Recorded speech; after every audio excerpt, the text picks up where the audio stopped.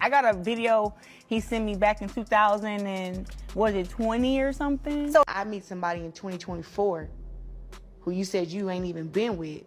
Well, I met him in July, and then after that, when you get to know a person, I knew her because so we met July 6th at the court fight.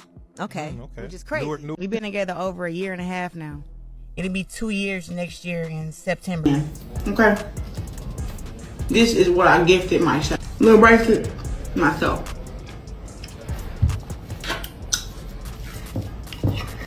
I love having stuff that I ain't seen nobody wear before.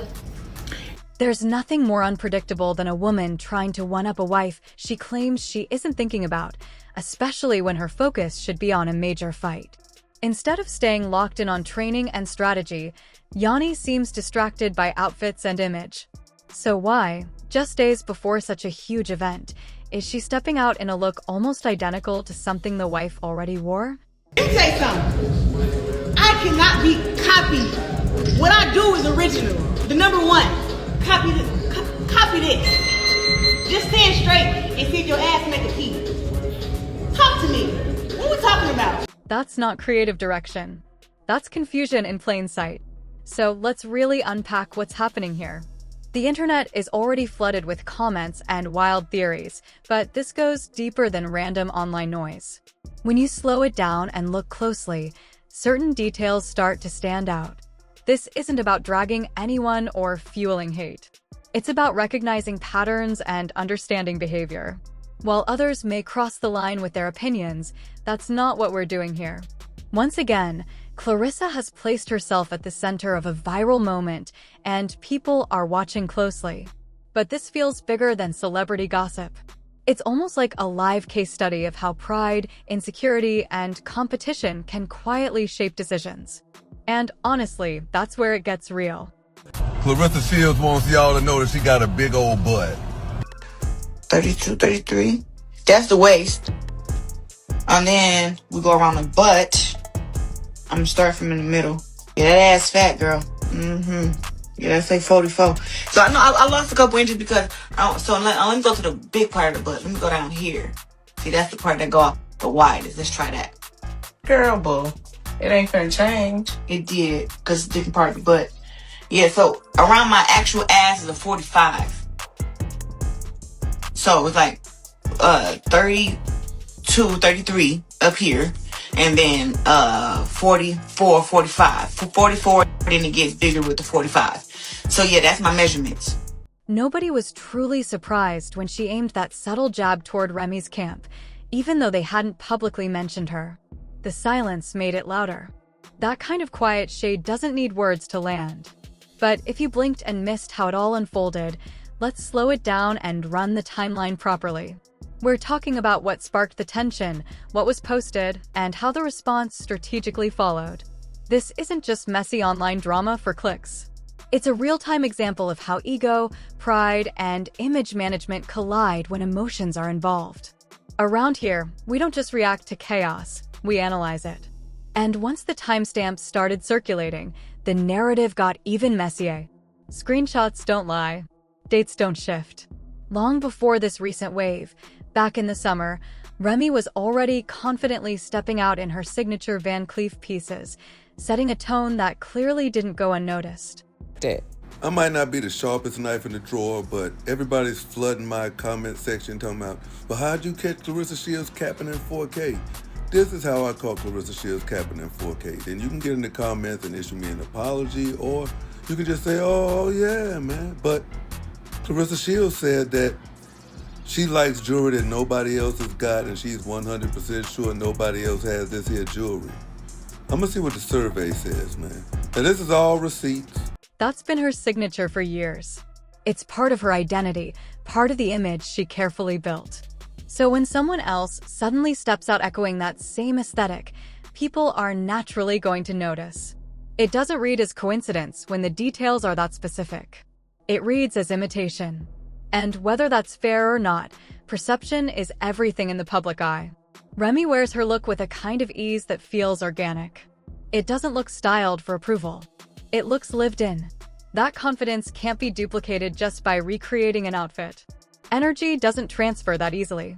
Then came the Super Bowl appearance that had everyone talking. Remy pulled up in a custom look that immediately grabbed attention. It wasn't just what she wore, it was how she wore it.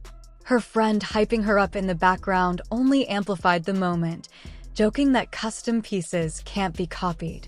Remy laughed it off, seemingly unbothered. That reaction mattered. When someone is secure, they don't scramble to respond. They let the moment sit. Not long after, Claressa addressed the whispers online. The timing made it feel reactive. Instead of letting speculation fade, the response gave it new life. That's the tricky part about narrative control. The harder you try to steer the story, the more obvious it becomes that you're aware of it. And once the audience senses that awareness, they start analyzing everything more closely. This isn't about hate. It's about patterns. When similar styling choices, similar poses, even similar presentation styles start lining up repeatedly, people will draw connections. Social media thrives on comparison. And when you're involved with someone who has a very public romantic history, comparisons are inevitable whether you want them or not. Valentine's Day is when everything escalated. For someone who documents nearly every milestone, the over-the-top display didn't shock anyone. Helicopters, elaborate setups, dramatic visuals, it was cinematic. But instead of reading as intimate, it felt performative to a lot of viewers. When every romantic gesture is filmed and packaged, it stops feeling private. It starts feeling strategic. Context matters. Everyone saw where he spent Christmas. That image was already imprinted in the public mind. So when Valentine's Day rolled around with a highly produced spectacle, the contrast was impossible to ignore. Christmas felt grounded and familiar. Valentine's felt amplified and loud. That difference is what fueled the conversation. Psychologically, when someone feels sidelined, they often overcorrect. Bigger gestures, louder statements, more visible proof. It's human nature. The issue is that spectacle doesn't always translate to security. In fact, sometimes it signals the opposite. The more someone insists they're winning, the more people wonder why they feel the need to say it at all. Love that feels solid doesn't require a scoreboard. It doesn't need to outdo another holiday or erase previous memories. But when history is involved, emotions get complicated. Remy and Pap built a very public narrative over the years. Interviews, shows, red carpets, their relationship became symbolic to many fans. That kind of branding doesn't disappear overnight. Even if circumstances change, the image lingers. Walking into that dynamic means stepping into an already established storyline. And competing with nostalgia is nearly impossible. You can't overwrite years of shared footage with a few grand displays. The audience remembers what felt authentic to them. Whether that perception was complete or not doesn't matter, it's what stuck. That's why the Valentine's moment felt less like romance and more like repositioning. It seemed designed to create new visuals strong enough to rival the old ones. But authenticity can't be rushed. Real connection builds in quiet moments, not just curated ones. When every major milestone turns into content, the line between reality and performance blurs. The irony is that Claressa doesn't lack accomplishments. She's disciplined, decorated, and respected in her own field. Her strength has never been in question inside the ring. That's why this shift toward comparison feels unnecessary to some observers. When someone already has a powerful identity, leaning into rivalry can dilute it. There's also the issue of repetition. Similar outfits, similar poses, similar staging. Once is coincidence. Multiple times becomes a pattern in the public eye. And patterns invite commentary. The internet doesn't forget timelines. It stacks screenshots side by side and builds narratives from there. The deeper issue isn't fashion or holidays. It's perception of competition. When energy starts feeling like one-upmanship instead of organic expression, the tone changes. The audience senses tension even if no one says it directly. Subtle shade, timed posts, strategic captions. It all adds up. And here's the risk. When theatrics overshadow talent, brand erosion begins quietly. Not dramatically, not overnight, but slowly. The focus shifts from achievements to antics, from skill to storyline. That's how public perception turns. Once viewers begin framing someone as emotionally reactive rather than confidently grounded, reclaiming that image becomes difficult. It's also worth asking whether this is fully intentional or partially influenced. Public figures rarely move without input. Advisors, friends, partners, someone is always offering perspective behind the scenes. The question becomes, is this strategy calculated, or is it emotional impulse dressed up as strategy? Because if it's calculated, it's a risky gamble. Competing with a past that still holds sentimental value for fans is uphill work.